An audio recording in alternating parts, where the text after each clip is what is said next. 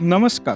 रितम मराठी दिनविशेषमध्ये आपल्या सगळ्यांचं स्वागत आहे. आज दिनांक 1 जुलै. आजच्या दिवशी भारतात आणि जगभरात घडलेल्या घडामोडींचा आढावा आपण जाणून घेणार आहोत. 1 जुलै 1938 रोजी बासरीवादक हरिप्रसाद चौरसिया यांचा जन्म उत्तर प्रदेशातील अलाहाबाद इथे झाला. हरिप्रसाद चौरसिया यांनी जगभरात आपल्या बासरी वादनानं भारतीय संगीताला एका नव्या उंचीवर नेलं आहे. त्यांचे वडील कुस्तीपटू होते. ते फक्त 5 वर्षांचे असताना त्यांना मातृवियोग झाला. हरिप्रसाद चौरसिया यांचे बालपण गंगेच्या तीरावर बनारसमध्ये गेलं. तबलावादक म्हणून त्यांची कारकीर्द सुरू झाली, मात्र नंतर त्यांनी सुरांची वाट पकडत बासरी हातात धरली. पंडित हरिप्रसाद यांनी वडिलांच्या संमतीशिवाय संगीत शिकण्यास सुरुवात केली. ते वडिलांसोबत आखाड्यात जायचे, पण त्यांना कुस्तीत कधीही रस नव्हता. हरिप्रसाद चौरसिया यांनी संतूरवादक शिवकुमार शर्मा यांच्या सहकार्याने अनेक हिंदी चित्रपटांना मधुर संगीत दिलं आहे. या दोघांची जोडी संगीत विश्वात शिवहरी म्हणून ओळखली जाते.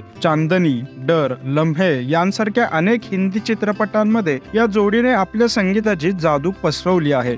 हरिप्रसाद चौरसिया यांना 2000 साली पद्मविभूषण पुरस्काराने सन्मानित करण्यात आलं. याशिवाय अनेक आंतरराष्ट्रीय सन्मानही त्यांना मिळाले आहेत. हरिप्रसाद चौरसिया यांना फ्रेंच सरकारकडून night of the order of arts and letters हा पुरस्कार मिळाला आहे. ब्रिटिश राजघराण्याकडूनही त्यांना सन्मान मिळाला आहे. 1 जुलै 1955 रोजी स्टेट बँक ऑफ इंडियाचा स्थापना दिवस साजरा केला जातो. SBI ही भारतातील सर्वात मोठी आणि जुनी बँक आहे. त्याच्या स्थापनेची कथा खूप मनोरंजक आहे आणि त्याच्या इतिहासातील अनेक महत्त्वाच्या घटनांचा समावेश आहे. 1806 मध्ये कलकत्ता इथं बँक ऑफ कलकत्ताची स्थापना झाल्याचं म्हटलं जातं. ही बँक पुढे 1809 मध्ये बँक ऑफ बंगाल बनली. नंतर 1840 मध्ये बँक ऑफ मद्रास आणि बँक ऑफ बॉम्बे यांची स्थापना झाली. या तीनही बँका प्रेसिडेन्सी बँक्स म्हणून ओळखल्या जात होत्या. त्यानंतर 27 जानेवारी 1921 रोजी या 3 प्रेसिडेन्सी बँकांचं विलिनीकरण झालं आणि ती इम्पिरियल बँक ऑफ इंडिया म्हणून ओळखली जाऊ लागली. त्यानंतर 1 जुलै 1955 रोजी इम्पिरियल बँक ऑफ इंडियाचं राष्ट्रीयकरण करण्यात आलं आणि त्याला स्टेट बँक ऑफ इंडिया असं नाव देण्यात आलं. SBIचं मुख्यालय मुंबई, महाराष्ट्र येथे आहे. SBIच्या भारतात आणि आंतरराष्ट्रीय स्तरावर हजारो शाखा आपल्याला पाहायला मिळतात. 1 जुलै 1879 रोजी भारतात प्रथमच पोस्टकार्ड जारी करण्यात आलं. भारतीय टपाल सेवेच्या इतिहासातील पोस्टकार्डचा शुभारंभ हा एक महत्त्वाचा टप्पा मानला जातो. सुरुवातीला पोस्टकार्डचं मूल्य अर्धा आणा होतं, जे भारतीय चलनाचं एक लहान एकक होतं. त्यावेळच्या इतर पोस्टल शुल्काच्या तुलनात हे खूपच स्वस्त होतं. पहिल्या पोस्ट कार्डची रचना सोपी होती. एका बाजूला पाठवणाऱ्याचा पत्ता आणि दुसऱ्या बाजूला संदेश लिहिला जात असे. पोस्ट कार्ड सेवेला भारतात लवकरच लोकप्रियता मिळाली, कारण ते एक स्वस्त आणि सोपं माध्यम होतं, ज्यामुळे विविध ठिकाणच्या लोकांमध्ये संवाद साधणे सोपे होत होते. सध्या इलेक्ट्रॉनिक दळणवळणाच्या साधनांचा उदय झाला असूनही पोस्ट कार्डनं त्याचं वैशिष्ट्य आणि महत्त्व कायम राखलं आहे. भारतीय टपाल विभाग आजही विविध डिझाईन आणि वापरांसह पोस्ट कार्ड जारी करत असते.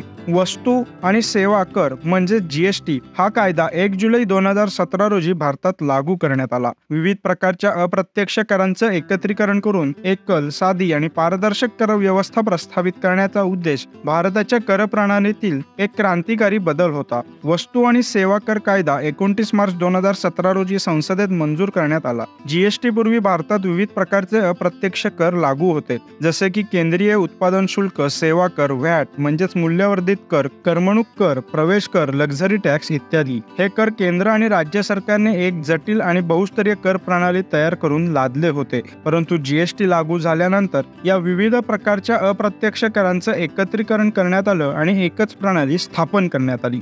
GST लागू करण्यासाठी भारतीय राज्यघटनेत 121 घटनादुरुस्ती करण्यात आली. तसेच GST काउन्सिलची स्थापना देखील करण्यात आली, ज्यामध्ये केंद्र आणि राज्य सरकारचे प्रतिनिधी समाविष्ट आहेत. ही परिषद GSTशी संबंधित सर्व महत्त्वाचे निर्णय घेते. GST परिषद नियमितपणे बैठक घेते आणि विविध दर आणि धोरणांमध्ये आवश्यक सुधारणा करते.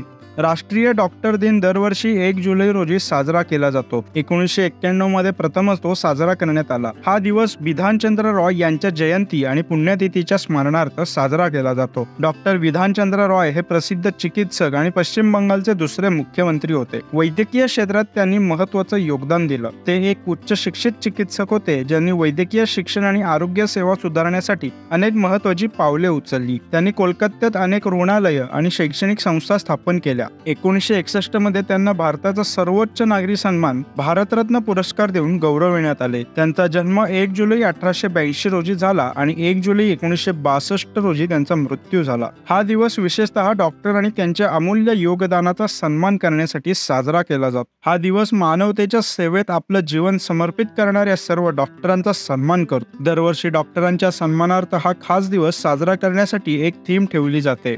हिलिंग हँड्स केअरिंग हार्ट्स ही यंदाची थीम आहे. तर हे होते आजचे दिनविशेष. तुम्हाला हा व्हिडिओ आवडला असेल तर व्हिडिओला लाईक करा, शेअर करा आणि व्हिडिओ खाली कमेंट करून आम्हाला तुमचा अभिप्राय नक्की कळवा. असेच अनेक माहितीपूर्ण व्हिडिओ पाहण्यासाठी आमच्या रितम मराठी या YouTube चॅनलला सबस्क्राईब करायला विसरू नका. धन्यवाद.